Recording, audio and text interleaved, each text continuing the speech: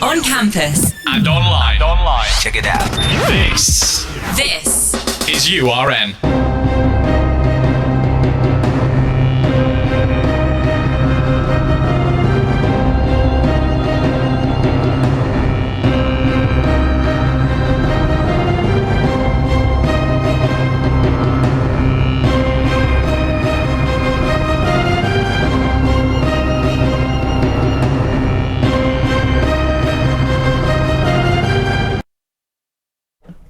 Hello, this is The Big Picture. We're live on University Radio Nottingham, and this is Felix Halls. A very good evening to you all. Joining us today, we have James. Hello, good to be back. Always a pleasure to have you. And Hannah. Hello, also good to be back. Always a pleasure as well, Hannah, to have you. So, we are breaking the mould a little bit today by having only two topics, because this week has been let's just say an eventful week regarding coronavirus, all things COVID. We're also going to be talking about the Northern Ireland deal, which seems like it was about 3 weeks ago now, because of the amount of news we've had regarding COVID in the most recent days. So, COVID, we're going to be talking about Matt Hancock's leaks from Isabel Oakeshott, the journalist, who he was writing a book with. We're going to be talking about the origins of COVID, which the FBI have come out in their theories. Today, we're going to be talking about Sue Gray, her role in the report, and now working for Labour, and Boris Johnson and the Privileges Committee. So a lot to cover. But first of all, we are going to cover where COVID all began. So, of course, the original theory was that COVID came from a wet market, from some bat in Wuhan. Now, the FBI are saying that the coronavirus came from the COVID lab in China. That is the most likely theory, not conclusive. A former report by the World Health Organization said that was highly unlikely, though that report has several irregularities based on the fact that they weren't able to access all the information from the lab in Wuhan, where the pandemic is believed to have started. Of course, China, for me to be balanced, I'll say what China says. China thinks that the coronavirus came from the USA on shipments into China. So let's talk about the origins of COVID. James, to you first. What do you make to the FBI's report about the origins of coronavirus? Well, I'm a little wary to say something like put me on a list here, but I'm a little, hesitant to trust the FBI's. Oh, okay. Watch out! Controversial take incoming here. I'm a little wary because basically all medical professionals and scientists have sort of said that there isn't really much. There's no new evidence that for the lab leak theory. There's no new evidence that has come out recently. There's very little evidence for it anyway. I'm not a virologist. I'm not even sure if that's the real word for someone who deals with viruses and the like. So I'm not speaking as a qualified scientist here. But from what most scientists have said, they're still very unsure about the precise origins of the coronavirus. I think the FBI themselves, to be fair, I'm worried that this is sort of getting sort of blown out of proportion, in the sense that the FBI has said that they now believe that the lab leak theory is the most reliable, but they're not confident on it. With a low level of confidence, I believe, was their wording. So I still think it's very, ironically enough, even though it was 3 years ago, I think it's still very early days to talk about where COVID came from, partially because, potentially China have not been as open as they could and should have been about the virus's origins when the WHO did their investigation initially. So I do think more investigations need to be done, but I'm wary about immediately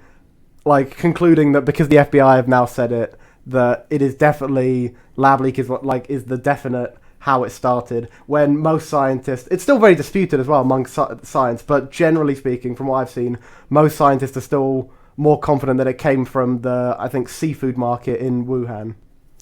Hannah, what do you think? I would echo James that I think sort of trying to come to a conclusion at this stage is very tricky. I mean, look, it took nearly 30 years to figure out where Ebola came from. We're not going to reach a valid conclusion anytime soon. I think, just speaking from, again, not being an expert, but I honestly wouldn't really be surprised if it did come from a lab, because you just think about how weird COVID was. It didn't really follow a lot of the patterns of other viruses. It was so different for so many different people. Their immunity to it varied so much. So I'm not saying I believe it's come from a lab. I'm not really sure, but I wouldn't be surprised because it almost did feel quite an artificial illness. I feel like it is quite interesting about this story is that it just shows how COVID has become quite politicised, because China is using it to hit back at the US, and it's just echoed in the breakdown between the US and China's relationship, really. And it really shouldn't be made political, but it has been. And obviously the Chinese government are going to deny that it, first and foremost, even that it came from them, but it's going to look even worse if people start suggesting it was actually a mistake that was made in a lab. So I don't know where it's come from, but I think it's just, if we make this so political, we're never going to reach a conclusion. And I just think it's to do with people's lives, and the fact that it just shouldn't be so political, I think. You could also make the argument regarding the politics that it's also internal within America, because the COVID lab theory was put forward by or supported by Donald Trump when he was president, and it was largely ignored. And when Joe Biden became president, it became a more acceptable theory.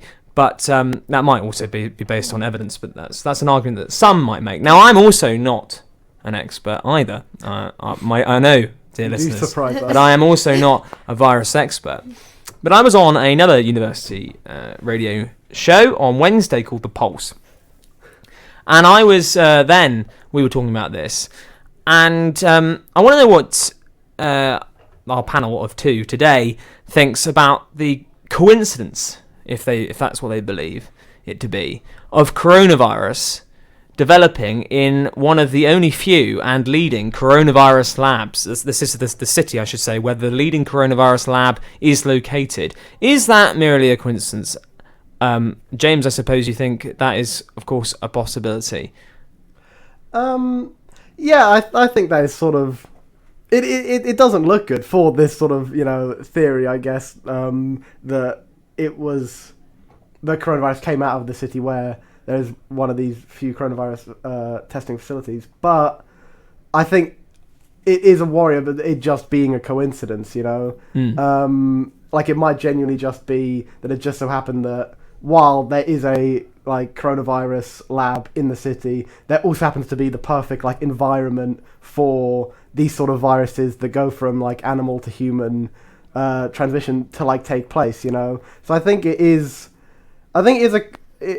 most likely coincident. I think it's dangerous to immediately jump to conclusions because of these sort of coincidences, because it can be quite easy to see a lot of coincidences and therefore decide on it must be this lab leak theory, and then it end up not having many legs and it just being coincidences. I also think that what Hannah said about it being such a political issue is very interesting, because it's sort of odd that the location of where a disease came from, the exact thing of where a disease has come from, has become such a political issue. When in the past you would assume that where a virus came from would be an argument purely confined to that of scientists, and experts on the matter, whereas now it has become, like you said, Felix, a sort of a big political question on the field in American politics, not even in China, not even really globally, mainly in American politics. It has become such a massive question, and I think it's very interesting how even these issues that are arguably extremely non-political, that should really be confined specifically just to the experts kind of thing, have become so political, and therefore it muddies the ability to get any actual scientific research done. I agree, and if you think about it, how the Republicans are using, because Biden and the Democrats have not confirmed, what theory they agree with, and so the Republicans are now using that to say that Biden is dismissing this theory. So it's all linked, because they're in the build-up to the next election. They're then trying to use that as yet another thing to say that Biden isn't competent, or he's not listening to other people's opinions. And like James said, it's incredible how such a what should be not a political issue has become so political. Yeah. Well, as Michael Gove said, this country is tired of experts. Okay, we'll move on then to our second COVID topic. I just would like to remind our listeners at home that you can message in on the URN website, and I will read those messages out if I want to. Okay, our second topic then is we're going to delve into the Matt Hancock leaks. So context, Matt Hancock, who was health secretary during the pandemic, or most of the pandemic, resigned after it appeared that he'd broken his own guidelines by having an affair and kissing one of his aides in the office, and that someone put a cheeky camera in there and saw that. He was writing a book called The Pandemic Diaries, didn't do so well, with a journalist called Isabel Oakeshott, who currently works for News UK, that's Rupert Murdoch's organisation, though she didn't pass on these WhatsApp leaks to them, but instead to the Daily Telegraph. So she was given WhatsApp, about 100,000 messages from Matt Hancock to help write the book with him, and she has now released these to the public, although they are coming bits and in droves. Day by day we get a new story from the Telegraph. So there's lots to unpack here. So to help with our listeners and for our panel to sort of ensure that we cover everything, I'm going to talk about individual parts of message leaks that have come out, and then we'll sort of talk about the anything else that the panel have found interesting that I haven't mentioned. But first of all, I'd like to ask the panel, what do you think to the very fact that these messages have been leaked by Isabel Oakeshott, a journalist? Hannah, I'll go to you first this time. I have very mixed feelings about this, because I do think that what she's done is fundamentally wrong, really, because, whilst these messages obviously again show that what Matt Hancock did was fundamentally wrong, she signed a non-disclosure agreement saying that she would never share these with the public. Now, I think, obviously the fact Matt Hancock entrusted these to her when she had she has a reputation for doing this. She did this with David Cameron when she wrote the book with him. I won't go into the story because it's a bit explicit, but there was something that he did at university that was not flattering, and she exposed that. She exposed something about the current US ambassador. Sorry, not the current, the one, the man who was the US ambassador at the time. She exposed something about him. She has done this before, so I think it does almost look like she's got a hunger for this kind of thing, which is fine if she's if that was what she was mainly supposed to be doing, but it's not really. And also, I question why, she obviously is quite a lockdown skeptic herself. So in that way, I feel like already it doesn't, validity-wise, it's not a very strong case that she can make, that she's only doing this for the public's interest, when she has been arguing the whole way through that, lockdown wasn't particularly necessary. And also the fact that she's then gone and given these to quite a right-wing paper. I feel like it would have been more impactful if she'd given it to a more neutral or more left-wing, really, or, a paper that had journalists that were less lockdown skeptics. So I don't know how much it really achieves that we have this information now, except for, it might actually be more upsetting for people to know this, because there's nothing we can do about what's happened. I think it's important to look at it to prepare for the future, but there's nothing we can do about the measures that were taken at the time. And I think we have to be really careful about the rhetoric surrounding this, because if we give, if we get too much into it and sort of say, this proves that the lockdown measures weren't, some people will use it to say the lockdown measures weren't necessary, I think could really be hurtful to people whose lives were really affected by the pandemic and who lost a lot of people. So I've kind of rambled a bit there, but I sort of see both sides of the argument, but I do think it is a bit, she didn't leak them at the time when he first gave her these messages, and why is she choosing to do it now, really? And of course, all these messages have been passed, according to Matt Hancock, to the COVID inquiry, so it's not as if these messages are not going to be seen by anybody. The government seems to have done quite a lot of its business on WhatsApp, as we've seen from the messages we have detected so far. Interestingly, the general public, actually on the whole, mostly think that the COVID restrictions were not strong enough rather than too strict. We'll see the effects of what these messages might have. It might even push people, despite Isabel Oakeshott's beliefs, it might actually push people the opposite to her. James, what do you think to this leak?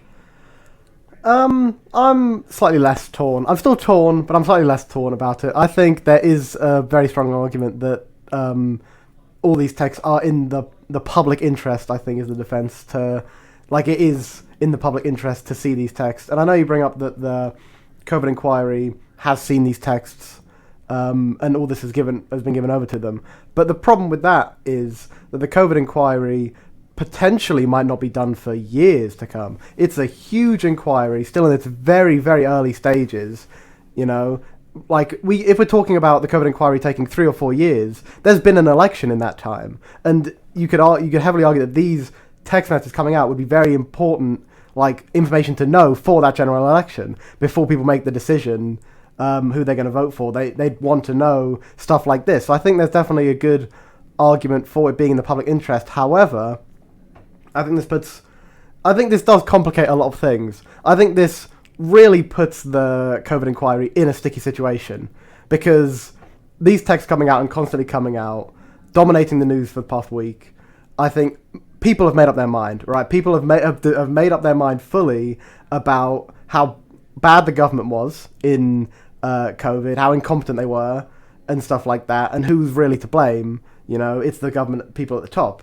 So now, if suddenly 3 years' time the COVID inquiry comes out and says things weren't done amazingly, but no one specifically is to blame, then the public at large is not going to believe that, because the public at large sort of knows, because they've seen all these texts, that there's more to it than that in their opinion, people are to blame. So I think it puts the COVID inquiry in a place where it needs to blame people. It needs to have these big, hard-hitting, Boris Johnson was at fault, Matt Hancock was at fault. It needs to make, the inquiry now needs to make these big points, otherwise it risks sort of being ignored and being questioned by the public at large.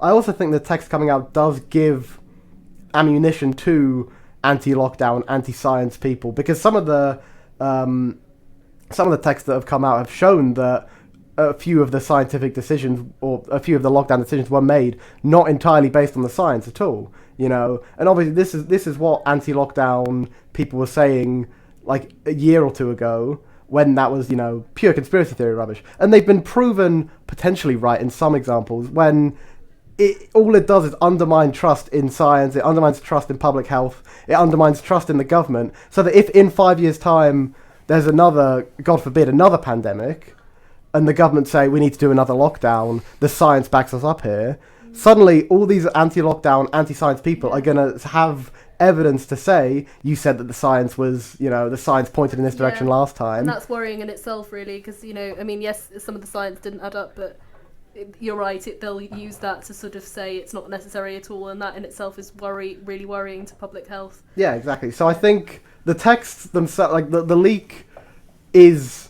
I'm fine with the leak. The texts themselves are in the public interest, but they put a lot of things in a very difficult situation, and they do sort of undermine trust in government, which is, arguably the point of media is to criticise government and point out where they're wrong. But I think the implications of this are worryingly wide-reaching for if there's another public health emergency, for the COVID inquiry, government at large potentially. It's a lot of facets of danger, I guess. And I suppose this is the point Matt Hancock is making, that the leaks have been made out of context, certain parts of messages without the broader backing of what they were about, to suit Isabel Oakeshott's anti-lockdown agenda, when there could be, and might occur when we get the full details, as you say, James, could be years' time with the COVID inquiry, that would suggest the other way round, that the scientific evidence suggested a longer lockdown, but the government didn't act on it, and that would be the sort of stuff that might be omitted from these leaks. But we'll have to wait and see. I'm sure with the Sunday papers tomorrow, at the time of recording, we might get an even bigger leak than what we've had so far. But the first topic I want to address then is sort of linked to what James was saying there about COVID lockdown policy.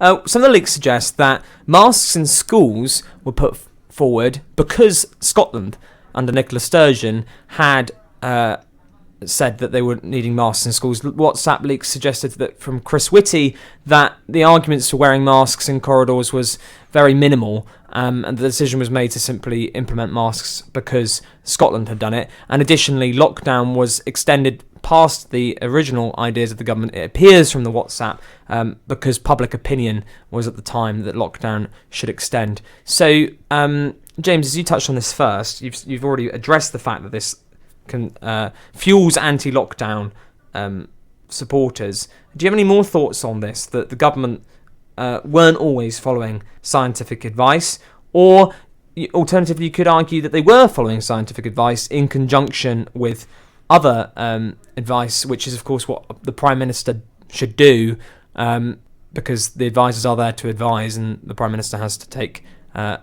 not just the science but other things into account, like public perception, perhaps. What do you make to that?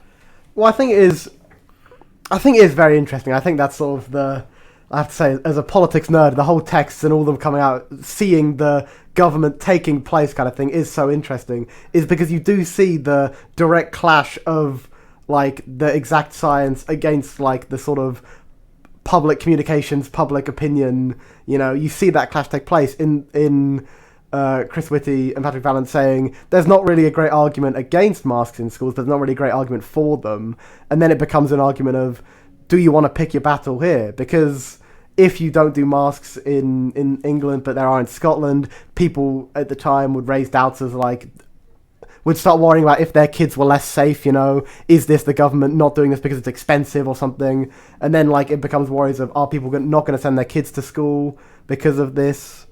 So I do think it is very interesting, and I do definitely understand picking your battles. You know, if you know that you're going to have to make a difficult political decision, why waste a few days and a few days of political power on arguing with Scotland about a sort of minor point? Because, as Chris Whitty said, there's not really a great argument against them. So I think the mask thing it's very interesting. I don't really think it gives much fuel to the lockdown skeptics in general. I think it does for the anti-mask, really, you know, crazy, I hate to use the word crazy, but sort of crazy, like, you know, COVID isn't real types who said that masks, you know, should never be used, never, ever, ever. Those kind of people. I think it gives fuel to them, but they'll think what they want. I think for the population at large, this does undermine trust a little bit, but I sort of do, for this one specifically, I do understand why you wouldn't pick your battle on the whole mask thing, but I do think it undermines public trust in government decision making about public health. Thank you, James. Hannah? Yeah, I think I'll just address the mask thing first as well. I just think I disagree with Nicola Sturgeon a lot politically, but I think she did a much better job than the UK government with lockdown. And it does, I mean, yes, it is quite a trivial point when it comes down to the whole scale of the pandemic, but I think the fact that the UK government copied her policy is damaging politically, really. It undermines their authority. I think there was the whole issue of testing as well, and one of the texts of Matt Hancock saying, you know, I need to meet my target on this, and that was more important to him than the actual testing themselves. I think, you know, I feel very sorry for Sir Chris Whitty, because I think he was one of the, you know, the intelligent ones amongst all these fools, really. And, you know, probably for him to feel like he wasn't listened to must have been very humiliating as well. So yeah, I think I try to wrap my head around the significance of it, really, because I think a lot of people, as James sort of alluded to, already think that, you know, the government's handling of the pandemic was pretty poor. I personally, I think, you know, the first lockdown, to be fair to them, none of us knew anything about COVID. So I think, to be fair, back then, the first one, I don't really blame them for early decisions, but yeah, as it unfolded, it was obvious, again, how much politics played into it, and this adds fuel to that, really, because, you know, it just seems to be that they chose these decisions mostly for their political gain ahead of what was best for public health. And yes, I think the mask is quite an insignificant issue, but if you think about it, some children, you know, they didn't like wearing it, you know, they felt that it was constrictive and everything. So, you know, parents of children who felt that way will probably look at this and think, well, this is terrible because my child's mental health was impacted. Maybe, you know, I don't know, but I think it will mean different levels for different people depending on how you were impacted by COVID, I'd say. Okay, thank you. Well, we mentioned schools there. That links on to another leak that's occurred. Now, we may remember that when children return for the spring term or Lent term, depending where you are and what you call it, in January 2021, children came back for a day and then went home again. Boris Johnson did an interview on the Sunday, I think it was one of the Sunday shows, possibly on the BBC, I think, where he said schools were absolutely safe, and then on the evening of Monday said that children will not be allowed to go back to school, and they didn't for quite a significant time. Matt Hancock, it appears on the leaks, he actually perhaps comes out favourably here, says that children shouldn't be going back to school until testing is upped and the vaccine is rolled out quicker. But Gavin Williamson argued, Sir Gavin Williamson argued that children should be going back to school, and Matt Hancock correctly identified that this was going to be the next major U-turn. Before then, of course, it was. Now, of course, originally Boris Johnson did side with Sir Gavin. There have been other comments made about teachers and their Gavin Williamson's opinion and Matt Hancock's opinion that they don't want to work, which is perhaps for the conscious of time, we'll move on to leave the government's opinion on teachers to another week. But just sort of focusing on school policies, what do you think this sort of shows a reflection of the government and what was going on? It also does show you that many of the rumours in the press that Matt Hancock was a sort of more on the lockdown hawk side, and that Gavin Williamson and Rishi Sunak, which we'll get into as well, were more on the COVID dove side, that is, less restrictions, and Matt Hancock was in favour of more, were true. James, what do you think to this particular part of the Hancock WhatsApp leak? Well, I think it is interesting. Like you said, it's one of the very few parts of the leak that actually paints Matt Hancock in a slightly competent light, I would say, so good on him for that, I guess. But I think overall it does show just as all these leaks do, it shows the complete and utter incompetence right at the top of government during COVID. Something that many of us have known and been criticising the government for since the pandemic, during the pandemic even. But it's nice to be vindicated that, yes, these people were actually completely wrong, barely knew what they were doing, forcing these U-turns literally a day afterwards. And even when the announcement was made that schools would be going back, everyone, I have to say everyone, but so many people knew this was gonna, this had to change. I was shocked, and I thought, this isn't gonna last. And lo and behold, a whole day later, it was swapped around. So I think, all it really does is, much like many of these texts, it shows that at the top of government, in a time when competent government was absolutely vital to save lives, it was just completely lacking. And when you talk about people like Matt Hancock coming out competently, that's when you know you've got a problem. That's when you know that when Matt Hancock is arguably the most competent in the discussion here, you've got a big problem. Hannah? Yeah, I would agree. I think it's something even worse than incompetence. I think it's massive self-interest a lot of the time. I think with schools, it's a difficult one with schools, because I must admit, I was slightly more sceptical about schools closing for the second time. I do understand the whole argument with, because looking at it, the science, children were very, very, very unlikely to die or become seriously ill with COVID.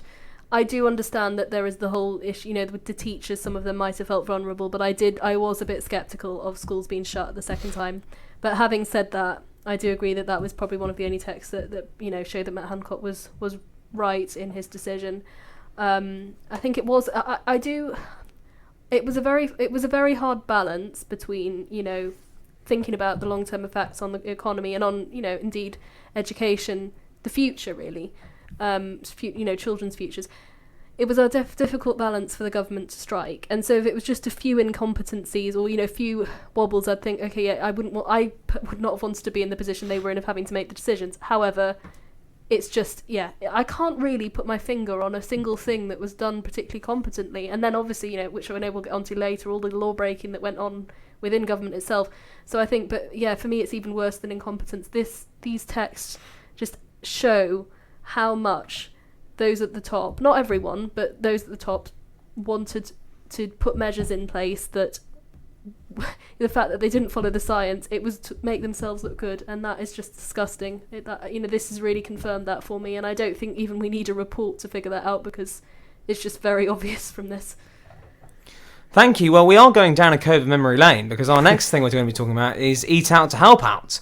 So Eat Out to Help Out was a scheme put forward by the then Chancellor, now our Prime Minister, Rishi Sunak, where I think it was Monday to Wednesday, half price on food. This was to improve the economy, which obviously had shattered, basically, during the COVID lockdown, and restaurants and hospitality were struggling. The leaked WhatsApp messages show that the health department were aware that lots of people were going to restaurants on half the week and not for the second half. And that means you had, I suppose, double the amount of people, if not more, in restaurants, and that was spreading the virus. but this was not exactly revealed, although I don't think that's entirely a surprise to people. Hannah, what do you think to that? And rivalries here between the Treasury and the Health Department, as it was reported, again, as I said, that Sunak and Hancock were on different ends of the COVID discussions. I would say, actually, to be fair to Rishi Sunak, I think quite a few of the decisions he made during COVID, like the furlough scheme and Eat Out to Help Out, the principle of them were, they were very helpful. So actually, I have more respect for how Rishi Sunak dealt with COVID than how Matt Hancock dealt with COVID. But surely, this issue of, everyone going to a restaurant on the days that it was cheaper, surely should have been a bit obvious, really. You'd think people would have, they might have thought about that and so actually I've never really thought about it like that before, but of course people would be going on the days that it was cheaper, so surely that would have been quite obvious. So that scheme, I'm not sure about that anymore, but I think there was a lot of conflict between the Treasury and the scientists, and it was as I've said, I feel like I've scratched record, but it's a tough balance to strike. But I think there was too much conflict ultimately, and they should have worked together a lot more. Story of politics, really. But I think, I haven't got too much more to add, but I do think that Rishi Sunak did a fairly good job as Chancellor throughout, compared to, what Matt Hancock did, really. James? I mean, just listen to the idea of Eat Out to Help Out. Like you said, a few days a week, everything half price in restaurants, as funded by the Treasury, so that everyone would go to the restaurants on the same day in the middle of a pandemic. I think it was clear from day one it wasn't going to be, it was going to lead to a lot of infections. And I mean I used it a lot, I have to say, I loved it, half price food. But obviously the restaurants we went to were packed because obviously everything's half price in the middle of a pandemic. So I think there were obviously going to be problems from day one, and I do agree with Hannah. It does show the disputes and government infighting between the Treasury and the Health Department, which is something you really don't want to see during this time when, literally millions of lives are at risk. You don't want to have to be talking about departmental infighting while lives are on the line.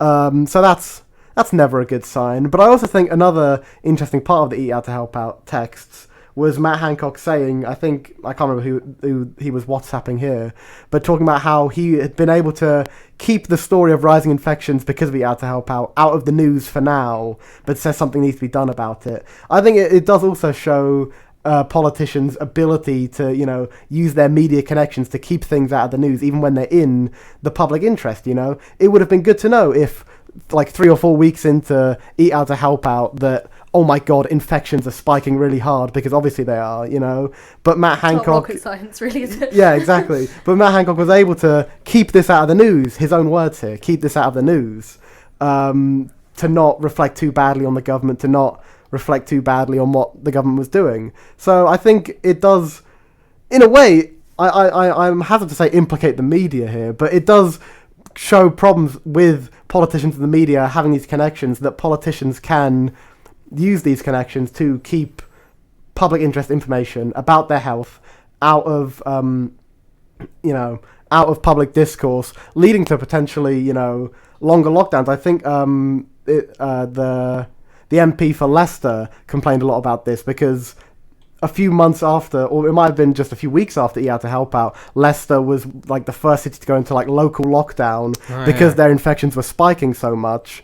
And now it comes out that it was probably most likely because Eat Out to Help Out led to all those infections spiking, so, and that could have been potentially avoided if this wasn't silenced, if Eat Out to Help Out just didn't happen at all. So I think it shows a lot of things. Complete incompetence at the top once again, including, I hate to say, Hannah, Rishi Sunak. I don't think it was... No, I'm not. I'm just saying that compared to the others, he did quite well, but that's not really... Very low bar here. Very low bar. But yeah, it shows complete incompetence from the top, and another example of the government keeping information out of the public knowledge for their own benefit. Thank you. And one of those examples of the media is where there's been lots of leaks between Matt Hancock and the former Chancellor of the Exchequer, George Osborne, who at the time of COVID was the editor of the London Evening Standard. Some of those responses are quite humorous if you were to ignore the the life and death situation of the time. So I'm conscious of the time, we've got lots to talk about, so I'm just going to run through a few other stories that I found particularly interesting, and then I'm going to ask the panel to give a quick 30-second, 1 minute sum up of their thoughts on that and anything else.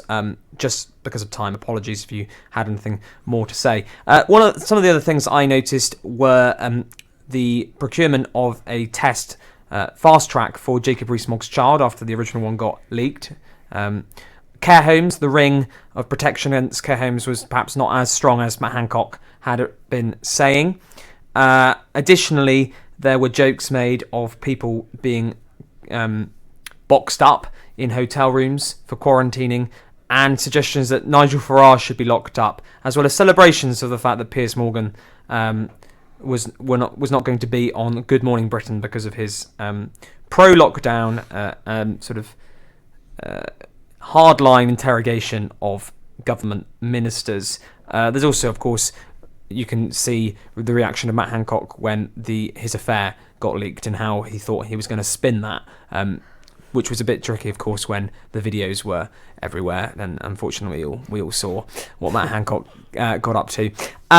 Okay, brief 30-second to a minute summary, if that's okay, of anything I've mentioned or anything else that you found interesting. Hannah. Just in summary, it all makes me really cross. Just hearing, it's easy to sort of scoff at it and go, oh, it's just another thing, but that they've done. But you just think, take the example of care homes. So many people were, in so much suffering.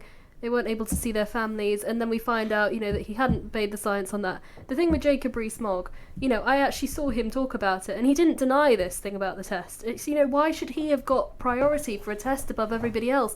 And then joking about people being boxed up, and Matt Hancock and his affair.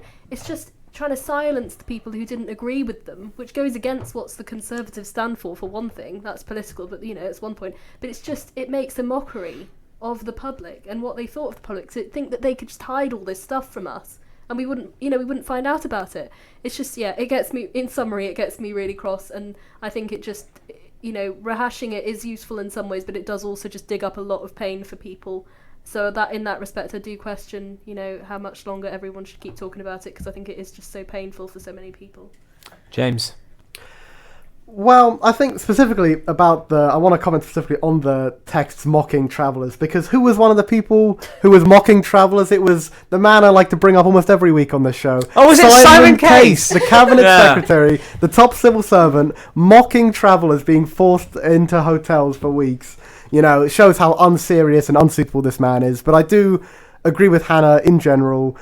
It is completely disgusting, really, just how incompetent, unfit for government, unfit for the situation these people were.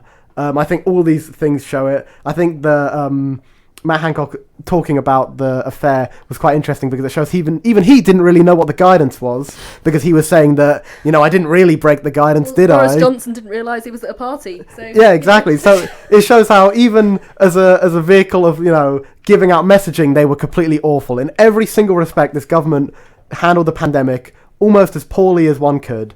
And I think these texts just reinforce that to no end. Thank you very much. Well, we're going to move on to another civil servant, Sue Gray. So Sue Gray was the investigator of the parties that were occurring in Downing Street, of which Boris Johnson was seen to be at, some of them. Of course, she replaced who, James, in that investigation originally? Well, I believe she replaced Mr. Simon Case. Simon Case, who, of course, was removed from the investigation because he himself was at the parties as well. Sue Gray, civil servant, respected by quite a few ministers. The person that investigated Partygate, of course, which was one of the major contributions to Boris Johnson's downfall, has now been offered, and it's believed that she's going to accept the position of Chief of Staff to Keir Starmer. This has rattled a lot of Conservative feathers. It's someone that already was rumoured to have Labour connections in her family, and that made people question her own political beliefs, is now working for the Labour Party, or will be working for the Labour Party, and how long those discussions were occurring between her and Keir Starmer. Was there any crossover between her investigating Boris Johnson and Downing Street for parties and her taking the job for Keir Starmer and the Labour Party? Also, what does this mean for someone that's been sitting in at many, many meetings as a top-level civil servant, and the information that she knows? Is it right that someone in the civil service can, this is not the first time, of course, this has happened, move to a political party? Or does it show that Keir Starmer, who wants to improve integrity to the government, is going to employ someone who is seen to have quite a lot of integrity? And just a little side note, as we're on James's favourite person of Simon Case, Kemi Badenoch, when she was appointed the new business secretary, wanted Sue Gray to be her permanent secretary, but that was vetoed by who, James? That was Mr. Simon Case, I believe. Simon The Case, watchword of this programme. Simon Case, who is one of the highest civil servants in the land, blocked it, which meant that she now couldn't really progress any further in her civil servant career, which might, and this is speculation and speculation only, meant that she might be looking for a job elsewhere. Okay, Hannah, what do you make to this appointment? I have one question for Keir Starmer. What on earth were you thinking? Okay, I'll start off and just say I think I do not question the validity of her report on Boris Johnson at all. He should have gone. That is obvious. He broke the law. I am personally not at all questioning that. However, this is going to stoke the Bring Back Boris campaign, because if you think about it, Keir Starmer employing her, Keir Starmer was rightly calling all along for Boris Johnson to leave, to resign.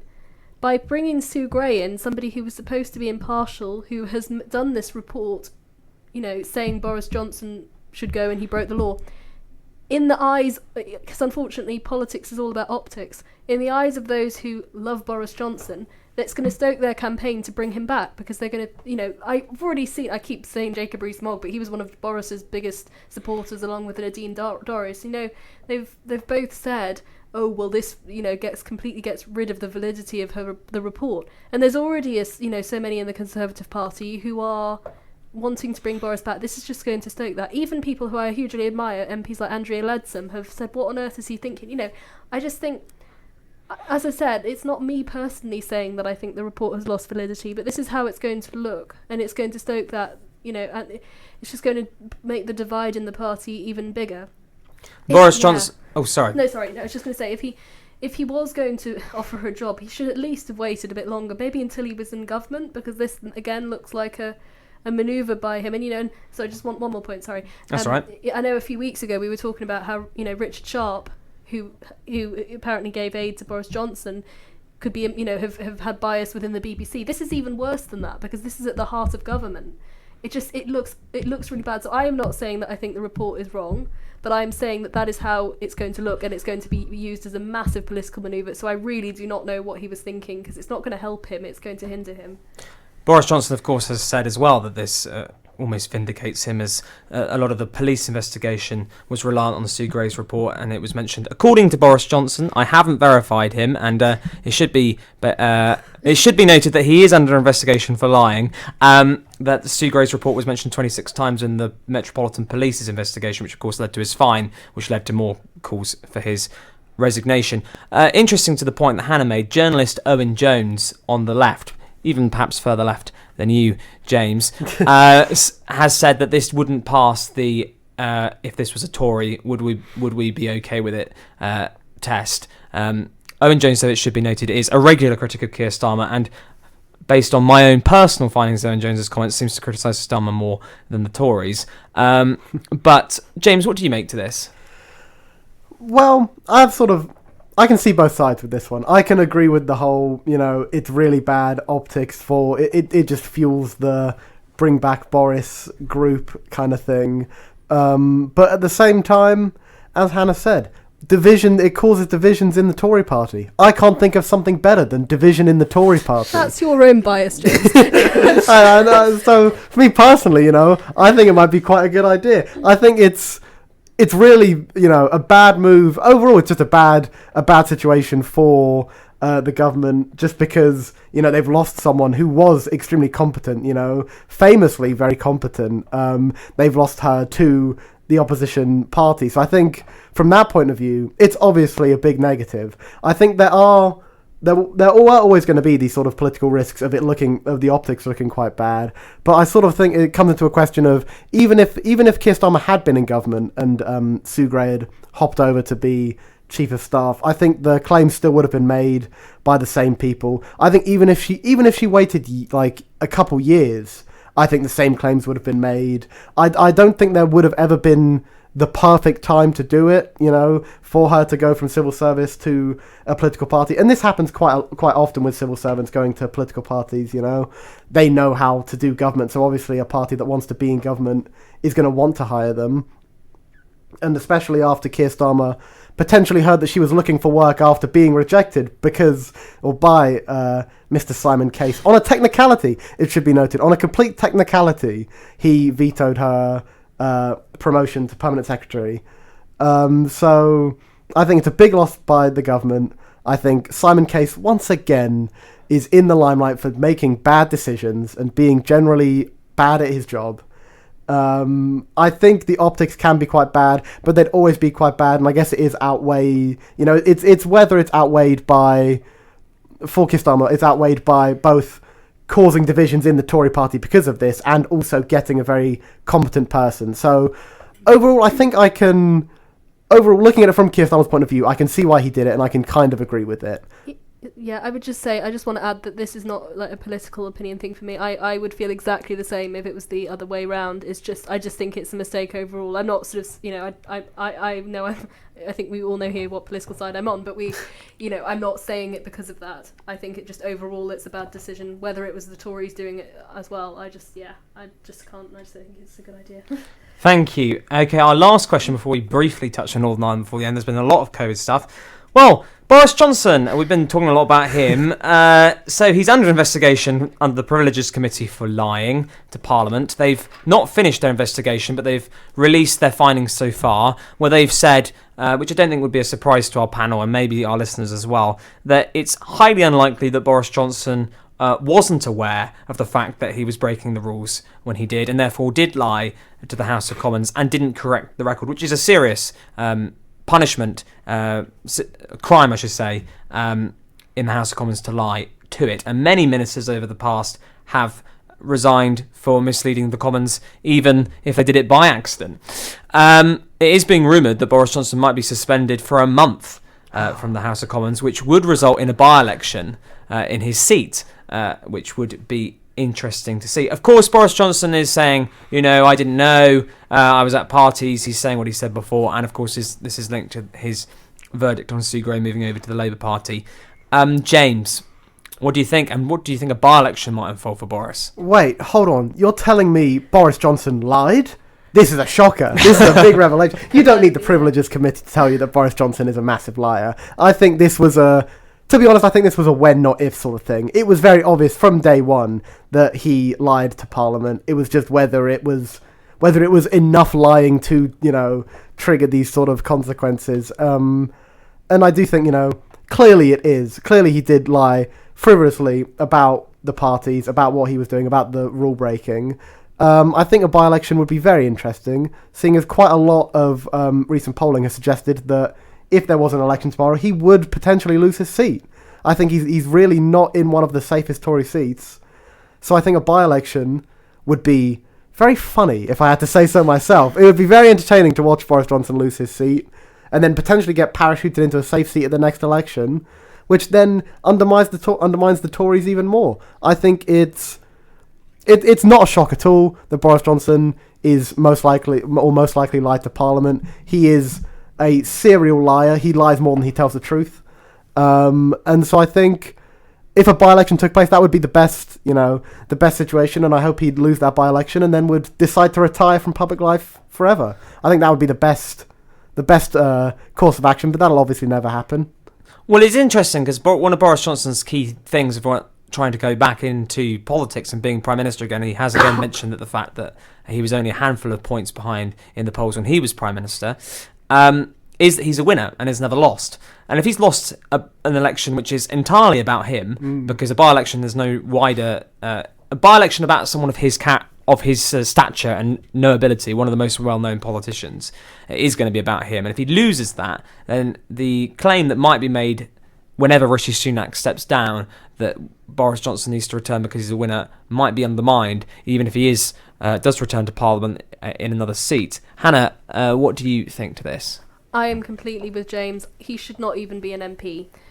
He lied. He's broken the law. In any other profession, if somebody had done this, they would not be able to continue in their job. And I know that this is gonna sound very strange coming from me, but the fact that Jeremy Corbyn has been blocked from coming back into the Labour Party by Keir Starmer, he didn't. I do not like him at all. I think the party he presided over, it was awful what happened. But even technically, if you look at it technically, he didn't break the law, but he's still not been allowed to stand. I think Rishi Sunak needs to take that action to Boris Johnson because, he's not a good person. He barely did anything right as Prime Minister, and I think from a political perspective as well for the Conservatives. I mean, yes, there will always be that group that think he's fantastic, but it will, if he gets the top again, or if he gets gets elected again, it will again, like James was saying, reduce the credibility of the Conservative Party. I am, for one, do not think criminals should be allowed to be MPs. And I'm sorry, whatever. I know it's not always been all been confirmed yet, but it's not non-disputable. He broke the lockdown guidelines. He broke the law. He shouldn't be allowed to stand. And what frustrates me so much is that his reputation is still within Parliament is quite intact. There are still so many people who want to see him come back, who are saying, that we saw that when Liz Truss resigned. There are lots of MPs who were saying, "No, he needs to come back." Do you think that's going to happen? To Liz Truss, Theresa May? It's because Boris he was able to hide all his lies in this TV personality. I don't think he should even be in Parliament. It's just he's getting off much easier than he should be getting off. And frankly, the Prime Ministers like Theresa May and Liz Truss, who I don't think did as bad. They didn't. I'm not saying they did a great job, but they didn't do as badly as Boris. They're not going to get a second chance to run again. It's if a lot of people had their way, they probably wouldn't be MPs. Sorry, I'm going off on tangent again, but I just think, why should he be able to stand after everything he's done? It's just going to damage the party and damage the public opinion and trust in politicians overall. It's ridiculous. If you were to go on to Guido Fawkes, they did have some evidence to suggest that Jeremy Corbyn also broke lockdown rules, but still, your point was well made there, Hannah. We've had a comment in saying, "Where's the Take That? We want some music, Big F." Apologies because of the amount of news this week. It's a busy week. We will have music to wrap up, but with hopefully our panellists being okay, we will move it in for one question on our second topic, Northern Ireland, before wrapping up as we're coming out to the end. And Ben is listening from London. Thank you, Ben, for that. Okay, so it actually was looking like quite a good news for the government up until all this COVID leaks came out, because Rishi Sunak achieved what his predecessor, didn't achieve, and that is get a deal with the EU in Northern Ireland. So before, under the Northern Ireland Protocol, that was part of that oven-ready deal that Boris Johnson negotiated before the 2019 general election, this has been amended so that not all goods are now being checked as they go, or will be checked when they go across to Northern Ireland. There will be two lanes, a green and a red lane. If the goods are going just to Northern Ireland, which I think the majority of goods do, then they won't be checked. And if they're going to Ireland, then they will still be checked. This will reduce a lot of congestion across the Irish Sea. Additionally, some products which were banned from going from Great Britain to Northern Ireland have gone, such as sausages, I believe, frozen sausages. That ban's gone. And also, Northern Ireland will no longer be under VAT rules of the EU. There are still certain rules that Northern Ireland will follow under the EU, but the Stormont, the Northern Irish Assembly, will have what is called, I think, the Stormont break, which means that they can overrule those laws, but the EU could retaliate by not allowing those goods to be traded in Northern Ireland. But this is apparently, the threshold for this will be significantly high for the Stormont break to be enacted. It does appear that this has divided the RG and the DUP. A lot of Eurosceptic Tories seem to be behind it, like David Davis, former Brexit secretary, who of course famously resigned after the Chequers agreement under Theresa May. The DUP, the leader, has said that there's significant improvement, but other DUP figures such as Ian Paisley Jr. has said this doesn't cut the mustard, I think. I didn't do a Northern Irish impression there, but you can picture that at home. What do we think to this deal? The DUP are a bit annoyed that they don't have that veto necessarily, because if the Northern Irish Assembly has a majority for republicanism or Republican supporting parties, that is Irish unification, I should say,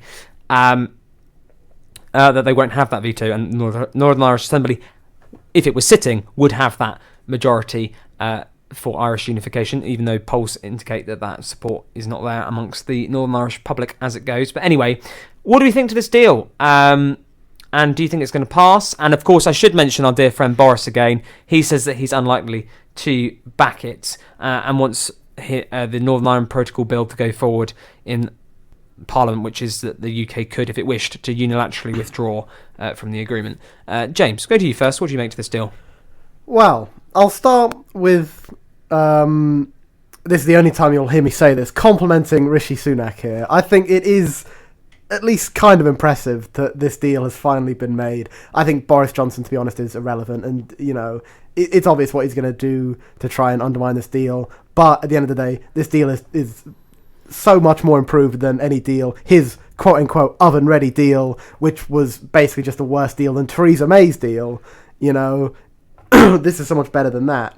However, asterisk here, it should of course be remembered that this is it's a masterful bit of diplomacy that, the root of the problem is that this is a solution to Brexit, a arguably just Tory party civil war back in 2016, I think that, Brexit has caused all these problems, and the hard line that the Tory party ended up taking under Boris, and the hardline faction within the Tory party, the ERG, has caused this sort of diplomatic breakdown for so long and led to the need for this deal. But I think this deal does show a